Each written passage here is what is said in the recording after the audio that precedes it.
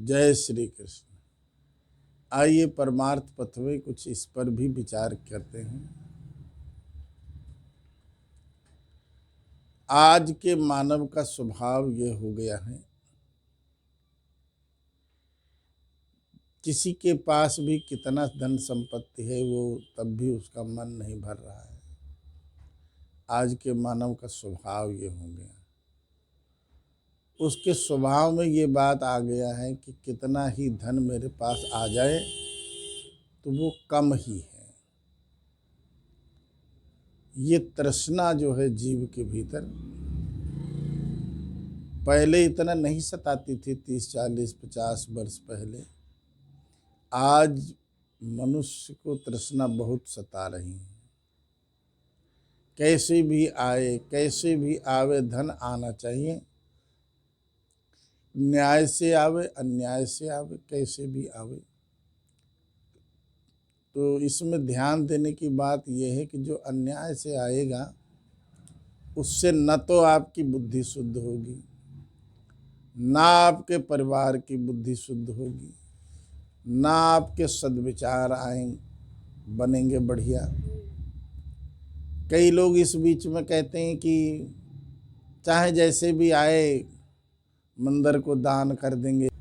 तो मैं बता रहा था, अन्याय से आए हुए धन से न तो मेरी बुद्धि शुद्ध होगी, न तो हम जिनको दान करेंगे उनकी बुद्धि शुद्ध होगी, उनका भजन में मन नहीं लगेगा। एक बार की घटना है इस विषय में, इससे आपको ये बात अच्छी तरह समझ में आ जाएगी। एक वैश्या चैतन्य महाप्रभु के पास आई तो उसने कहा मैं भंडारा करना महाराज। उन्होंने कहा ठीक है, कर देना भंडारा। भंडारे में तैयार हुआ भंडारा, सब संतों ने भंडारा पाया। तो दोपहर के दिन थे, गर्मी में विश्राम करने लगे, आराम करने लगे। तो उन्हें संतों के मन में, बुद्धि में बड़े दुर्विचार आने लगे।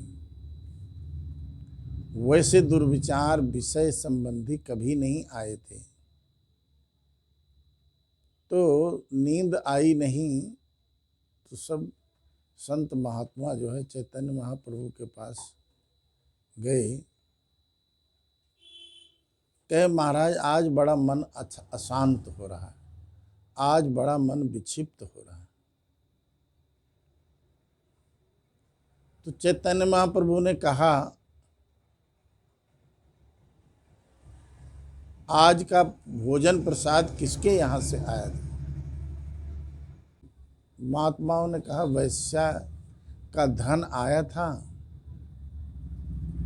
उसी के यहाँ से सब ये प्रसाद बना है, उसी धन से। वैश्या को बुलवाया गया, कहा तुम्हारे पास ये धन कहाँ से आया? तो वैश्या ने कहा मेरे पास रात्रि विश्राम करने एक राजा आया करता है, वो ये धन दे गया था। राजा का पता किया गया कि तुम्हारे पास धन कहाँ से आया। तो राजा ने कहा मेरा प्रजा का धन है, कोई राजी से देता है तो कोई नाराजी से देता है, तो हमने तो टैक्स लेना ही होता है। वह धन उस प्रजा का कैसा है यह मैं नहीं जानता हूँ, मैं तो पैसे लेता हूँ, टैक्स लेता हूँ। तो जब पता लग गया तो उसके बाद महात्माओं में बड़ी विक्षिप्तता, मन बड़ा अशांत। तो कहें क्या करना चाहिए, उपाय क्या है? कहा सबने चांद्रायण व्रत रखना है। चांद्रायण व्रत का नियम ये होता है एक एक ग्रास 15 दिन घटाते जाना भोजन का, और 15 दिन के बाद फिर एक एक ग्रास बढ़ाते जाना। इस प्रकार से ये चांद्रायण व्रत किया जाता है। केवल जलपान किया जाता है, एक एक ग्रास करके रोज, तब उससे आत्म शुद्धि और शरीर शुद्धि होती है। आहार विहार का ऐसा कुप्रभाव चैतन्य महाप्रभु के संतों ने अपने जीवन में देखा। तो ये मैं इसलिए आपको कथा सुनाई है कि धन किस तरह से आया हुआ है, ये साधु संत भी अब कम विचार कर रहे हैं। कहते आना चाहिए आना चाहिए। ये तब से और अब में ये परिवर्तन आ गया, इसलिए साधु संतों में भी भजन सुमिरन की प्रवृत्ति ज़्यादा जो नहीं देखी जाती, उसका कारण यह भी एक है।